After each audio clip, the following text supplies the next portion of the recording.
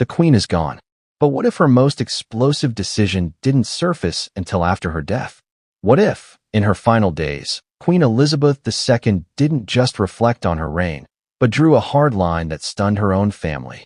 A line so firm, so final, that it reportedly left Prince Harry speechless and Meghan Markle furious. Before we continue, please hit the like button, subscribe to the channel, and turn on the notification bell for updates. Because according to whispers that refuse to die inside royal circles, the Queen didn't pass quietly into history. She left instructions, and one of them was devastatingly clear. Archie and Lilibet would never be royals. Not someday. Not under negotiation. Not after emotions cooled. Never. That wasn't gossip. That wasn't speculation. That was allegedly her final wish. And the woman trusted to carry that truth forward wasn't King Charles. It wasn't Prince William. It was the royal who has never cared about public approval, headlines, or popularity. Princess Anne. Now ask yourself something honestly. Why Anne? Why not her son? Why not the heir? Because when the Queen wanted loyalty without softness, duty without ego, truth without theatrics, she turned to Anne. And that decision alone should tell you this story is not about petty family drama. It's about power, legacy, and a monarchy that believes survival matters more than feelings. Even when those feelings belong to blood. Most people believe the Queen's final chapter was peaceful, gentle, wrapped in sentiment. That belief is comforting. It's also incomplete, because behind closed doors, in those final months, something changed. The tone shifted. The patience narrowed. The Queen, who had spent 70 years mastering restraint, reportedly became unusually decisive. Not loud, not emotional, decisive. And nowhere was that clearer than in her thinking about Harry, Meghan, and the future they represented. Here's the contradiction that few want to talk about. The Queen loved Harry deeply. She also feared what he had become. A prince who no longer respected the rules that protected the crown. A man willing to weaponize his pain publicly. A husband whose loyalty had shifted away from institution toward grievance. And then there were the children. Archie and Lilibet weren't just grandchildren. They were symbols. Symbols of a future that could either stabilize the monarchy or fracture it permanently. The public was told the Queen stayed neutral, that she remained above the conflict, that she hoped things would work themselves out. But monarchs don't survive by hoping. They survive by deciding. And the Queen had seen this story before. She had watched abdications shatter trust. She had watched royal marriages destabilize public faith.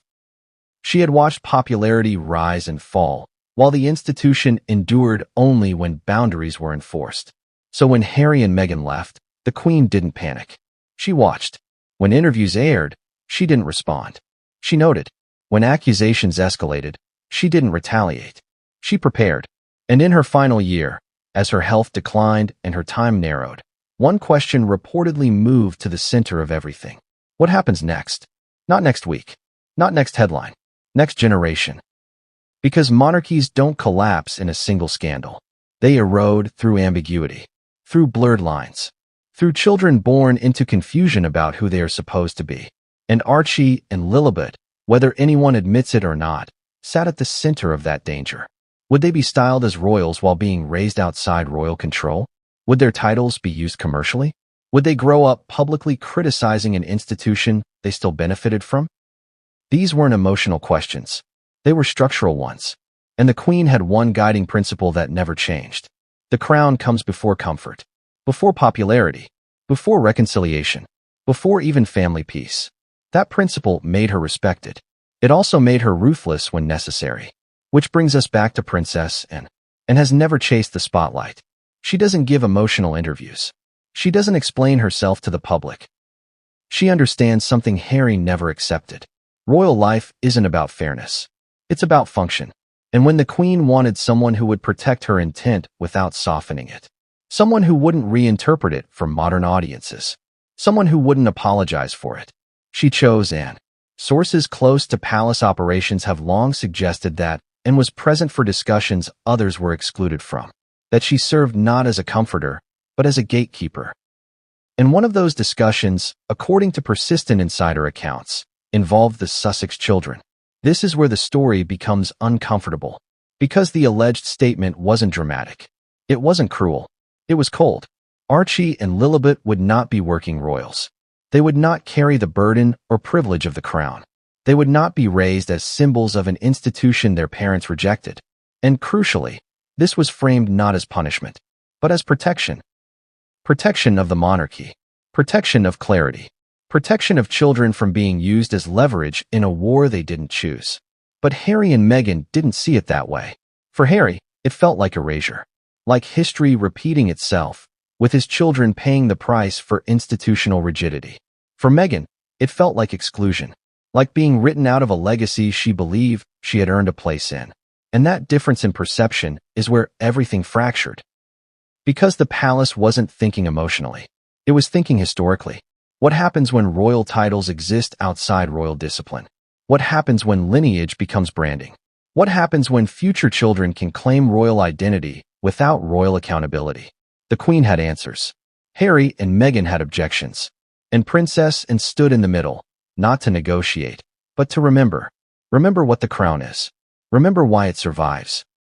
Remember why sentiment has destroyed weaker monarchies. This is why the Queen's final message, if accurately reported, landed like a bomb. Not because it was shocking, but because it was irreversible. There would be no appeals. No reconsideration after grief faded. No emotional override. The Queen didn't leave this open-ended. She closed it. And that closure may explain something many people still don't understand. Why the palace never rushed to reconcile. Why silence replaced engagement. Why titles were discussed cautiously, legally, methodically. This wasn't indecision. It was execution of a final plan. And Anne, famously unsentimental, became the living reminder of that plan. But here's the twist that makes this story truly explosive. Harry and Meghan allegedly didn't learn the full weight of this decision immediately. There was a delay, a buffer, a period where assumptions filled the silence. And when the truth finally surfaced, not softened, not reframed, not negotiated. The emotional fallout was severe. Anger, shock, a sense of betrayal. Because from their perspective, this wasn't just about titles. It was about identity, belonging, and being told, definitively, that the door was closed. But from the Queen's perspective, that door had to close for the monarchy to remain standing. And that leaves us with a haunting question. Was this the Queen's coldest decision, or her wisest? It hardened them. And when Princess Anne finally allowed the truth to surface, it wasn't to create drama. It was to prevent history from being rewritten. But why did she speak when she did? And what exactly happened when Harry and Meghan realized this decision wasn't temporary? It was permanent. Princess Anne has never needed to be liked. That alone makes her dangerous in a family built on image. Here's a question most people never ask. Why, in a family obsessed with optics, did one royal never bother polishing hers? Why did one daughter of the Queen refuse interviews, sidestep public sympathy, and quietly build a reputation as the hardest working royal, without ever asking for applause? Because Anne understood something very early on that others didn't. Approval fades. Duty doesn't. And if you want to understand why Queen Elizabeth II trusted Anne with her most controversial final stance, including the alleged message that stunned Harry and Meghan, you have to understand who Anne really is. Not the caricature, not the tabloid footnote, the mindset. Princess Anne was born into privilege, yes, but she was also born into clarity. Unlike Charles, who wrestled publicly with identity and purpose and never questioned what was expected of her. She wasn't raised to rule. She was raised to serve. And that distinction shaped everything. From a young age, Anne showed an almost unnerving resistance to sentimentality. She didn't chase warmth. She didn't perform emotion. She learned early that the monarchy wasn't a family business in the cozy sense. It was an institution that devoured weakness and rewarded discipline. While other royals leaned into charm and leaned into competence, she became an Olympic-level equestrian. She took on grueling schedules without complaint. She accepted that recognition wasn't guaranteed and didn't need it anyway. Ask yourself this. How many public figures today could work relentlessly for decades without demanding validation? And did. Quietly. Relentlessly. And that's why the Queen trusted her. Because when Elizabeth looked at Anne, she didn't see a liability. She saw continuity. Now contrast that with Harry. Both were spares. Both grew up in the shadow of an heir. Both were shaped by a system that prioritizes rank over emotion. But where and internalized the system, Harry fought it, and never tried to redefine the monarchy. She adapted to it. Harry tried to bend it toward his pain, and the institution doesn't bend. That difference matters more than people realize. And never mistook royal life for personal fulfillment. She understood that the job wasn't about self-expression, it was about stability. And stability requires sacrifice. That's not romantic.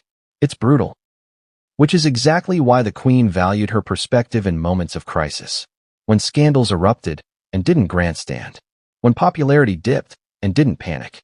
When others sought sympathy and sought solutions. And that brings us to the moment many forget. And was once nearly kidnapped. A gunman attempted to abduct her in broad daylight. Shots were fired. Chaos erupted. Anne's response? Not fear. Not hysteria. She reportedly said, not bloody likely, and refused to comply.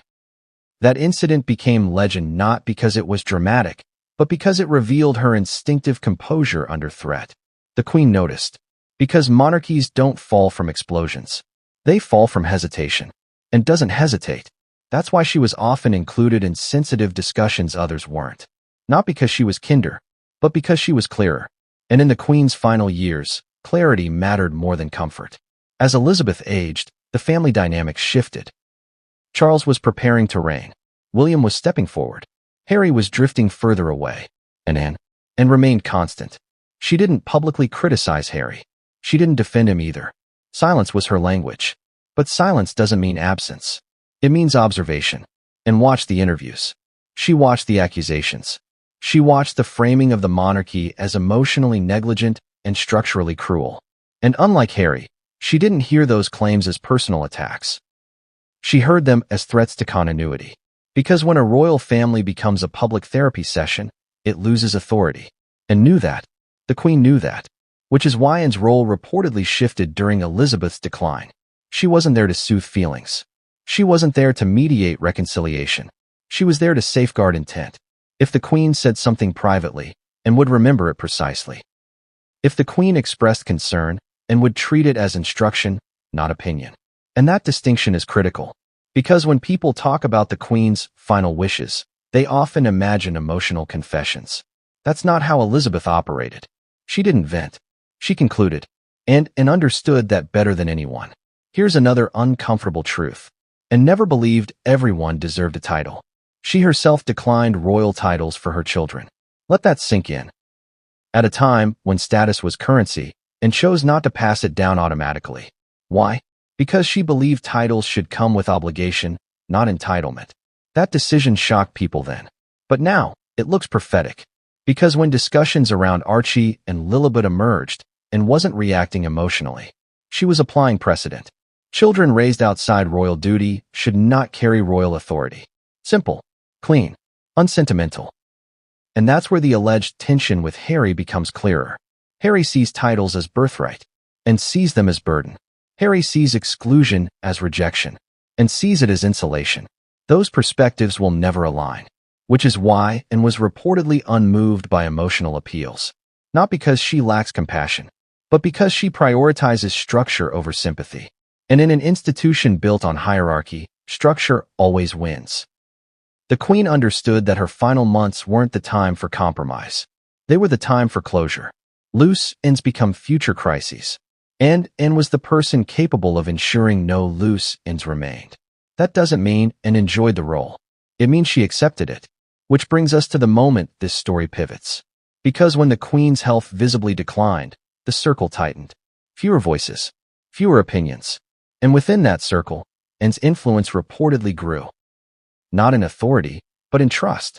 When Elizabeth spoke, Anne listened. And when Elizabeth worried, Anne remembered. Especially when the topic turned to Harry. Because love and concern can coexist with fear. Fear that the monarchy could be hollowed out by narrative warfare. Fear that future children could become symbols of resentment rather than service. Fear that silence would eventually be rewritten as consent. And didn't share that fear publicly, but she acted on it privately. And that's why, when the Queen allegedly expressed her final clarity regarding the Sussex children and didn't flinch, she didn't ask for reconsideration. She didn't seek compromise. She accepted the instruction. And that acceptance is what made Harry and Meghan's reaction inevitable. Because when someone as immovable as and stands behind a decision, there is no emotional leverage left. No appeal. No reinterpretation. Just reality. But here's the detail most people miss. And didn't announce anything. She waited. Because timing is everything in monarchy. Speak too early, and you inflame. Speak too late, and you allow mythology to grow. And mythology is exactly what was forming around Harry and Meghan. The idea that the Queen might soften. That time would heal. That titles could be revisited. And knew that belief was dangerous. Because it set expectations that could never be fulfilled. And when expectations collapse, anger follows. Which brings us to the moment when silence was no longer sustainable. When whispers grew louder. When assumptions hardened into entitlement. When the Queen's intent risked being diluted. That's when Anne's role shifted from listener to guardian. But what exactly triggered that shift? What happened that made and decide the truth could no longer remain private? And why did that moment coincide with Harry and Meghan's growing public frustration? It's about the Queen's final months. And the decision that would reshape everything. And once you see what changed behind those palace walls, you'll understand why this outcome was never accidental. It was inevitable.